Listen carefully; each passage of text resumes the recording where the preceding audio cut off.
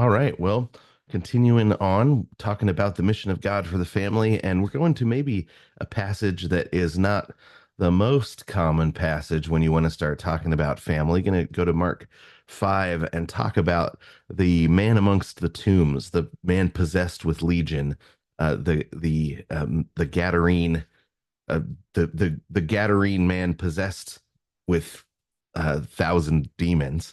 Um, and I want to talk about what this shows us about the process of restoration, or the process of moving from a rivalrous mentality to a harmonious mentality within a community, and how that applies in family, because it's a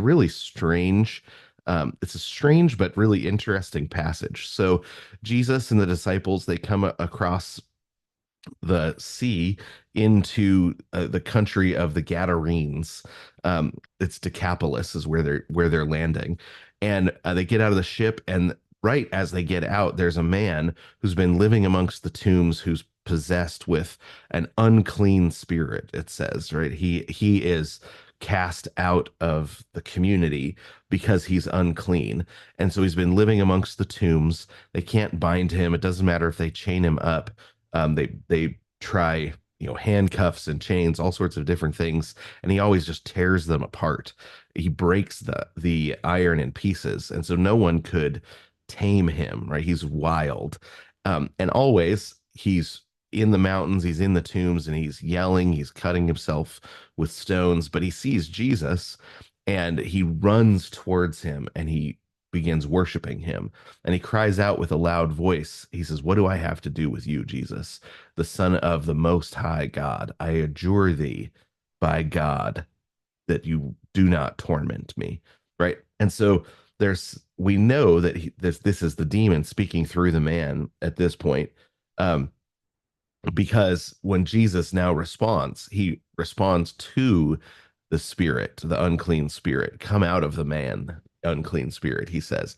And so he says, "What's your name?" And he says, "My name is Legion, for we are many." Right? So this one demon is actually a representative voice for 1,000 demons, or a legion of demons.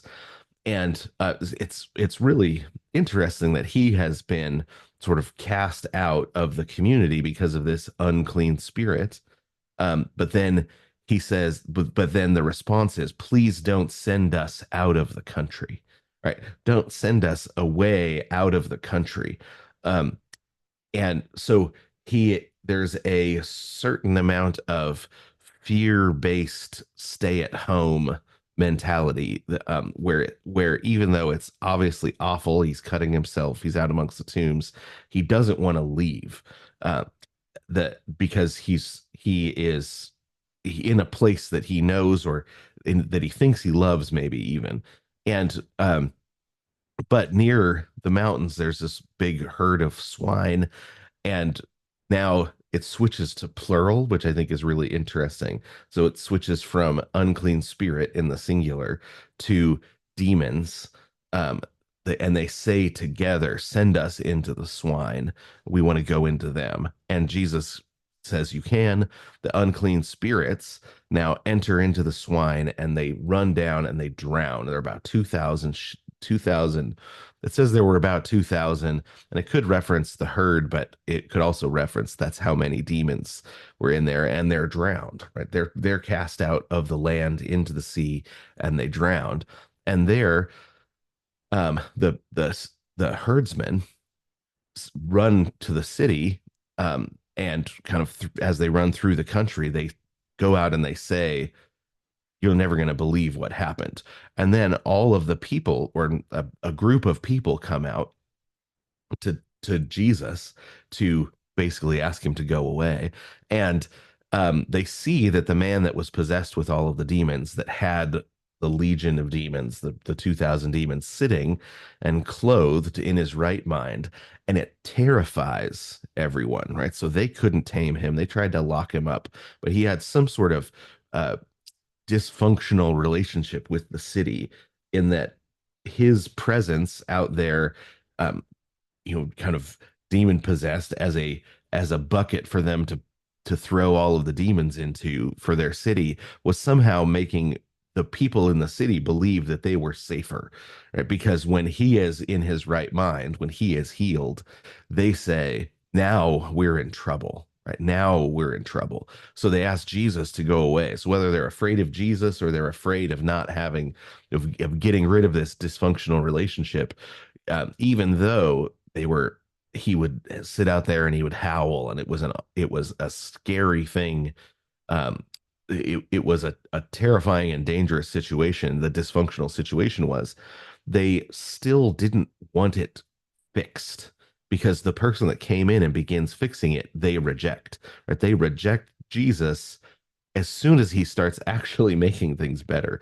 But the same way that this man says, please don't send me away, right? He doesn't want to be sent away from the people that keep locking him up, tying him up.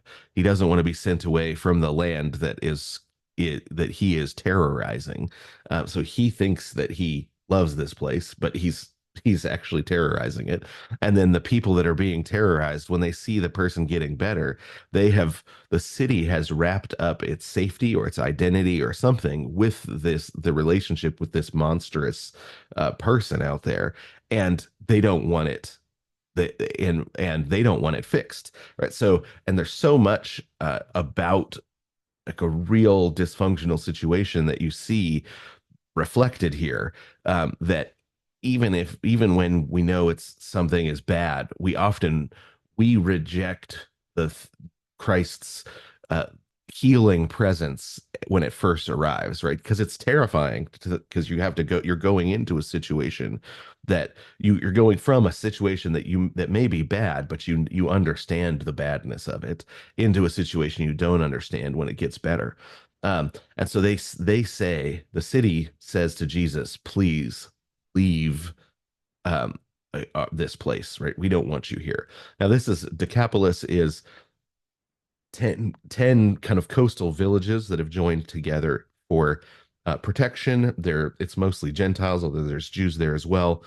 And when they ask Jesus to leave, Jesus gets into the ship, and the man that had been possessed with the demon says, can I come with you?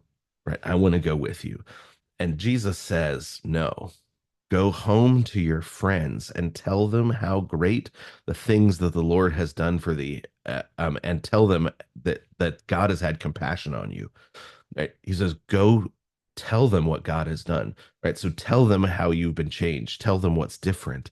And so he leaves, and he goes to Decapolis and begins telling everybody that he knows that he has been changed. Right? So he and the this this is it's really an interesting thing that the evangelism here in a dysfunctional situation, the the best evangelism is for you to be changed, right? You being a different person, you being changed becomes the evangelistic uh message. Because because what a real dysfunctional situation does is change actually becomes terrifying, because every single person sets into their role and gets comfort in their role, and they come to know and understand their role in a dysfunctional situation, and in a situation where there's a deep rivalry, where there's a scapegoating. You understand your role.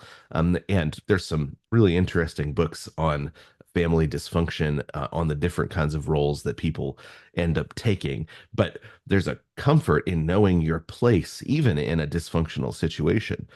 And that's why saying God has had compassion on me and I am different, is becomes a message of good news, because you're suddenly, you're being removed from the uh, communal dysfunction by Jesus. And as you are, being able to say, I'm actually good out here. I'm good outside the system.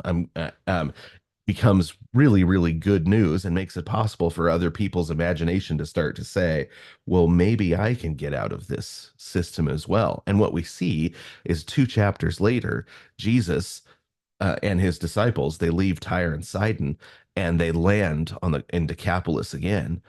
And this time, his reception is completely different, right? Because this time, in this is 7, starting at 31, they begin bringing people that need healing. They and he, this is where he picks up the he touches somebody's tongue. He puts his finger into somebody's ear. He spits and he uses his saliva in to heal one person. Right, so you have this really interesting situation where these Gentiles all come rushing over and say, "Okay, we're ready to be healed now. We're ready to be changed." And he begins uh, he begins healing them, and then he says, "Don't tell anyone." Right? You don't go around telling everyone yet. Um, and this is part of the Gospel of Mark. There's a kind of the Messiah aspect of Jesus's ministry is kept a secret for a time, and then it finally breaks out as he comes to Jerusalem, and you have blind Bartimaeus get to be the first one who declares publicly that Jesus is the Christ, and that's telling us that that Israel, who has been blind, is finally about to see their Messiah. And so you've got this. The Gospel of Mark has a, Jesus telling people, all the people that Jesus says, okay, don't tell anyone yet, don't tell anyone yet, are you know pointed out in the Gospel of Mark. And some of this might be just because they're Gentiles and his ministry is to Jews first, and eventually the Gentiles are going to get the gospel. But here, these Gentiles come out and get him, and so he has compassion on them. But they're sort of the first fruits of the eventual conversion of the Gentiles. But you can see that it actually took one person being changed, one person being removed from the rivalry, one person being removed from the dysfunction, and then them seeing that it lasts and that they're okay outside the dysfunction to uh, bring everybody else along.